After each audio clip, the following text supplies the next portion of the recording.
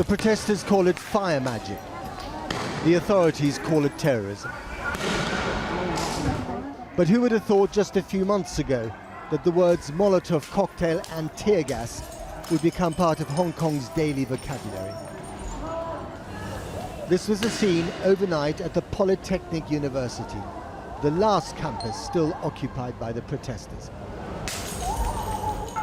The police are over there. They've just moved into that position, firing tear gas, and the protesters are over there firing back with Molotov cocktails. You can see them burning on the road.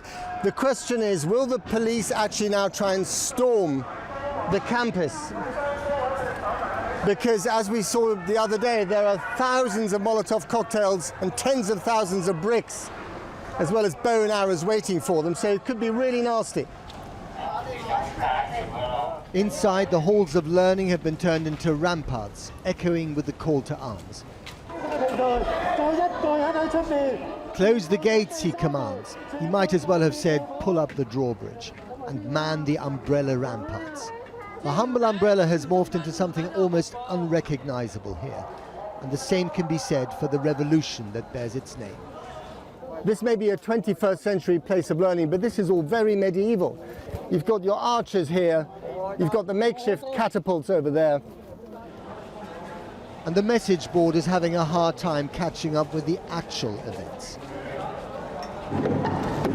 It is easy to forget that this whole movement started with peaceful mass rallies against an ill-judged extradition law. But with no leadership amongst the students, bad leadership from the authorities, and no dialogue between the two, Hong Kong is paralyzed and paying the price. It's all about that tunnel there to central Hong Kong, which has been cut off for the last few days. And in order to open that tunnel, you need to occupy these two footbridges. Now, the protesters have just told us that they will defend these bridges as far as they can. But if the police storm them, they will burn the bridges down. As one of them put it, if we burn, they burn. The siege commands the center of attention right now. But this story is really about the rise of China and Hong Kong's role in it.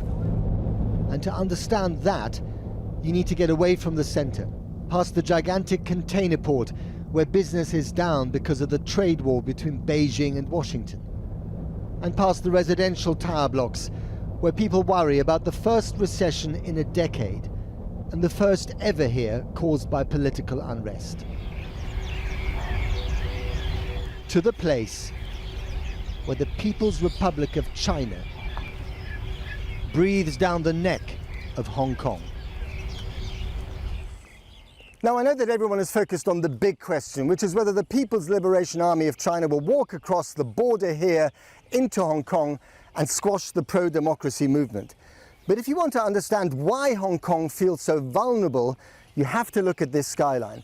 Everything over there, all those skyscrapers, looked like this over here just 30 years ago.